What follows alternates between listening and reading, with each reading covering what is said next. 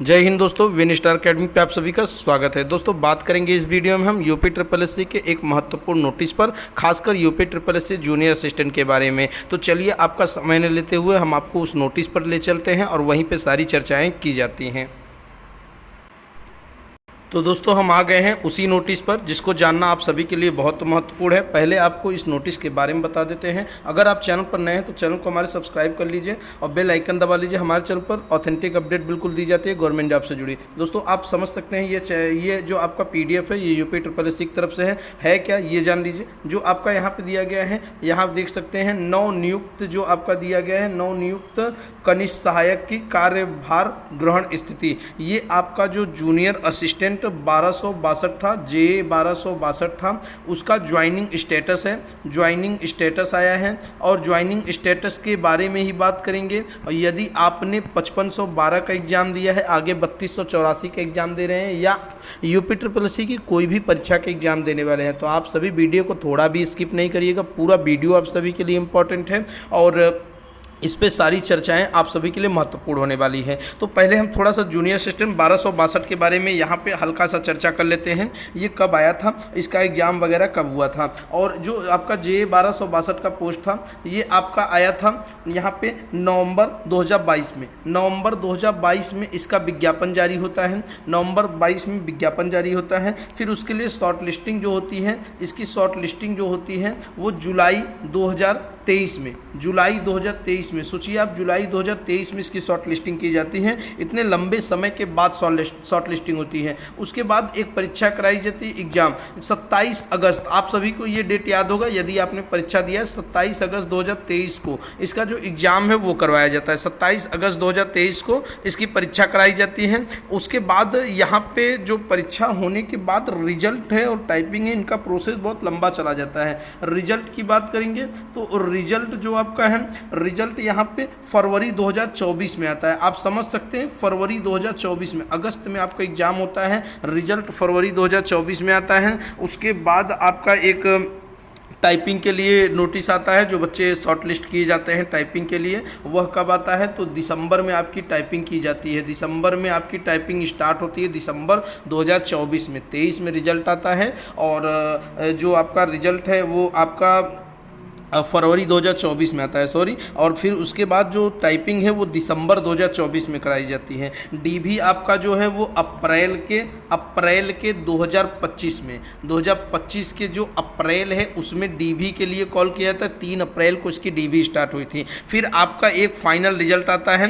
Final result कब आता है तो फाइनल रिजल्ट जो आता है वो अगस्त 2025 में आता है। फाइनल रिजल्ट जो आता है वो अगस्त 2025 में आता है। ये पूरा ब्यूरो था आपका जूनियर असिस्टेंट 1262 का यूपी ट्रिपल एससी के तहत। आप समझ सकते हैं 2022 की परीक्षा 2025 में कंप्लीट होती है। अब यहाँ पे इस नोटिस दिखाने का कारण क्या है तो आप समझ सकते हैं कि 3 साल 4 साल एक प्रक्रिया पूरी होने में लगती है। ये यूपी ट्रिपल एससी की हरामखोरी है जो छात्रों के साथ करती आ रही है। अब इनमें कुछ छात्र भी हैं जो स्वयं छात्रों के साथ ही हरामखोरी करते आ रहे हैं, बल्कि ऐसा नहीं करना चाहिए उनको। आप समझिए कि यूपी ट्रिपल एससी ने क्या किया। यूपी ट्रिपल एससी ने पहले परीक्षा कराई, उसमें 30 से 35-40 गुना बच्चों को बुला लिया। क्या बुलाया, 30 से 35-40 गुना बच्चों को बुलाते हैं परीक्षा के लिए। उसके बाद टाइपिंग के लिए 15 गुना बच्चों को बुला लेते हो आप, और डीवी के लिए आप 5 से 6 गुना बच्चों को बुला लेते हो।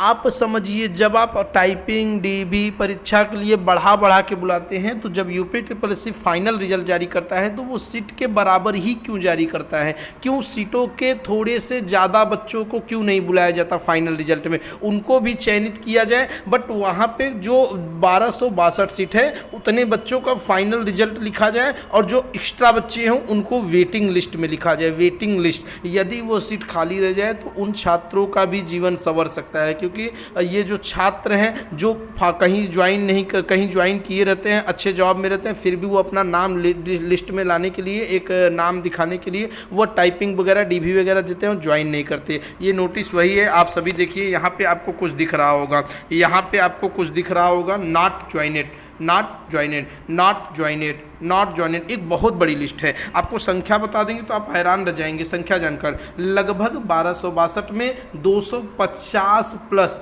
सीट खाली रह गई है, 250 प्लस सीट खाली रह गई है।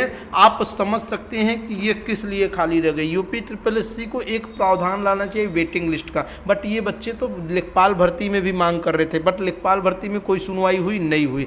आप 5512 के छात्र हैं, आप आस लगाए हैं कि आपको भी टाइपिंग स्किप का जो अभियान चला है 1262 में, वैसे इसमें भी चलेगा, फ़ायदा मिलेगा। तो आप देख सकते हैं कितना फ़ायदा मिला है। हालांकि 1262 में बहुत अच्छे अच्छे बच्चे थे जिन्होंने ज्वाइन नहीं किया, टाइपिंग ही नहीं दिया, उन्होंने स्किप किया, तो उनको बहुत बहुत धन्यवाद। और ये वो बच्चे हैं जिन्होंने आपका ज्वाइन तो किया और टाइपिंग वगैरह दिया, बट यहाँ पे आपको ज्वाइन नहीं किया। यहाँ पे देख सकते हैं नेम वगैरह सब दिया गया, रोल नंबर वगैरह सब दिया गया है, आप लिस्ट देख लीजिएगा। और मैं इतना ही बताना चाहूँगा कि 1262 में जो आपके लगभग सीट हैं 250 से ज़्यादा, मैंने काउंट किया 250 से ज़्यादा सीट यहाँ पे खाली रह गई है।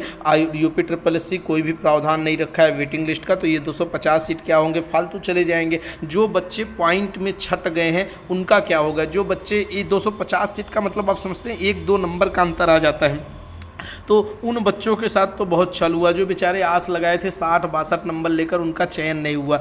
ये वो छात्र हैं जो अपने ही बेरोजगार भाइयों के साथ यहाँ पे एक तरीके से धोखा करते हैं, हरामखोरी करते हैं। इनको तो शर्म करनी चाहिए। और बात करें 5512 वाले जो बच्चे आस लगाए हैं कि उनको भी टाइपिंग स्किप का प्रभाव मिलेगा, रिजल्ट जो टाइपिंग में होंगे बच्चे फेल होंगे, तो वो बिल्कुल आस अपना बना के ना रखें। उसका रीज़न है कि टाइपिंग सभी बच्चे अच्छे से कर रहे हैं। इसमें वो भी बच्चे हैं जो 1262 में असफल हो गए थे और उन्होंने एक बार टाइपिंग दिया है, और उसके बाद आप समझिए कि ये जो 1262 में भी ज्वाइन किए हैं ना, ये लोग भी जाएंगे 5512 में पेपर देने। इस लिस्ट को आप देखकर अनुमान लगा लीजिए। ये लिस्ट देखिए, आप इस लिस्ट को नॉट ज्वाइनेड का लिस्ट लिखिए, यहाँ पे नॉट ज्वाइनेड बहुत सारे बच्चे हैं। तो ऐसे ही आपको 5512 वाले में मिलने वाला है। टाइपिंग स्किप का जो कोई अभियान होता है उसमें बहुत ज़्यादा सफलता बच्चों को नहीं मिलती। यहाँ पे सभी ने टाइपिंग दिया, डीवी दिया, लिस्ट आ गए और ज्वाइन नहीं किया। अब आगे ज्वाइन करेंगे ये तो ईश्वर ही जाने। तो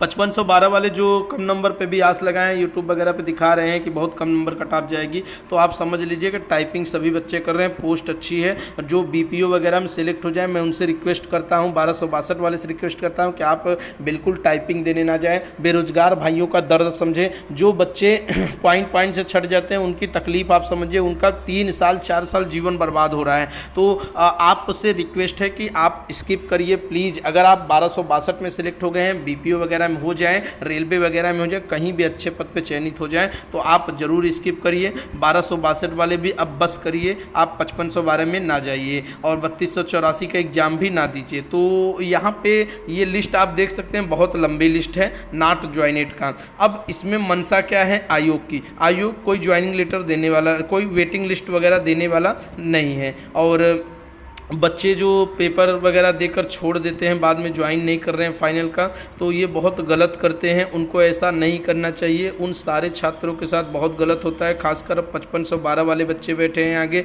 वो भी परेशान हैं कि ये लिस्ट देखकर। आप सभी, आपको कोई कमेंट करना होगा तो आप पूछ सकते हैं कमेंट बॉक्स में। और आपको इतना ही बताना था कि देखिए आप स्थिति, ये 1262 की भी ज्वाइनिंग स्थिति है। जब 1262 में ये हाल है कि 250 सीट खाली रह गए हैं, तो आप अनुमान लगाइए कि 5512 का क्या होने वाला है और 3284 सीट का क्या होने वाला है। 3284 पे तो और प्रभाव पड़ेगा, क्योंकि 5512 और 1262 दोनों मिलकर वहाँ पेपर देने जाने वाले हैं और वहाँ पे स्थिति बिगाड़ देंगे। तो आप समझ सकते हैं कि स्थिति क्या है इस समय बेरोजगारों के लिए। आयोग अलग मार रहा है, छात्र अलग ही छात्रों के लिए धोखे करते जा रहे हैं। तो दोस्तों, ये नोटिस आपको दिखाने का मेरा यही एक अनुमान था कि आप इस नोटिस को देखिए और अनुमान लगाइए कि जो 5512 वाले बच्चे आस लगा के बैठे हैं कि क्या होने वाला है, तो उनके लिए यह वीडियो बहुत ही इम्पॉर्टेंट होने वाला है। आप वीडियो को देखे होंगे कि यहाँ पे 250 से ज़्यादा सीट खाली रह गई है और जो बच्चे करें टाइपिंग वगैरह में फेल होंगे, तो टाइपिंग में फेल नहीं होने वाले बहुत ज़्यादा बच्चे 5512 में, क्योंकि सभी लगे हुए हैं और एक डर भी बना हुआ है अंदर। तो देखिए 5512 का टाइपिंग वगैरह कब होता है, इसकी तो प्रोसेस बहुत लंबी चली गई है 1262 की, और फाइनल आने के बाद आप देख सकते हैं इतनी सीट खाली रह गई। लेखपाल का आपने देखा होगा 1800 से ज़्यादा सीट खाली रह गई थी, 1800 प्लस सीट खाली रह गई थी, और उस पर आयोग ने कोई सुनवाई नहीं किया। बहुत सारे छात्रों ने यहाँ पे प्रदर्शन वगैरह भी किया था, बट आयोग ने कोई सुनवाई नहीं किया था। आयोग जब टाइपिंग के लिए 10 गुना 15 गुना बच्चों को बुला सकता है, तो क्या फाइनल रिजल्ट में कुछ एक्स्ट्रा बच्चों को नहीं बुला सकता? आप जरूर कमेंट करिएगा। ये आयोग की हरामखोरी है, बट उससे भी ज़्यादा हरामखोरी यहाँ पे इन बच्चों की है जिन्होंने अपना नाम इस फाइनल लिस्ट पे लाया। मैं मानता हूँ कि आप पढ़ने में बहुत अच्छे हैं, आप कहीं ज्वाइन किए होंगे ना, आप सोचिए कि आप जब बेरोजगार रहे होंगे तो आपका दर्द क्या रहा होगा, वही दर्द एक बेरोजगार छात्र का रहता है। जो बच्चे यहाँ पॉइंट से छटे होंगे उनको कितनी तकलीफ हो रही होगी यह लिस्ट देखकर। जब वो वीडियो देखेंगे और उसमें देखेंगे कि वो पॉइंट से छटे थे तो उनको कितनी तकलीफ होगी। वो आयोग का दरवाज़ा खटखटाएंगे, बट आयोग सुनने वाला नहीं है। जब सारे बच्चे एक साथ प्रदर्शन करेंगे तभी कुछ हो सकता है। आप 5512 में भी टाइपिंग स्किप वगैरह का अभियान देखिए कितना सफल होता है। तो दोस्तों हमारे दिखाने का मंशा यही था, आप पूरा लिस्ट देख लीजिएगा। यहाँ पे इनका प्लेस पोस्टिंग वगैरह सब दिया है, कहाँ पे पोस्टिंग वगैरह हुआ है, इससे आप एक मोटिवेशन भी ले सकते हैं। ऐसे ही आपका भी लिस्ट में नाम आएगा, बट अगर आप कहीं चयनित है तो प्लीज़ इस भर्ती में ना जाए, स्किप कर दें, ठीक है। तो चलिए दोस्तों अब आज्ञा दे दीजिए, अभी तक के लिए इतना ही। धन्यवाद, जय हिंद।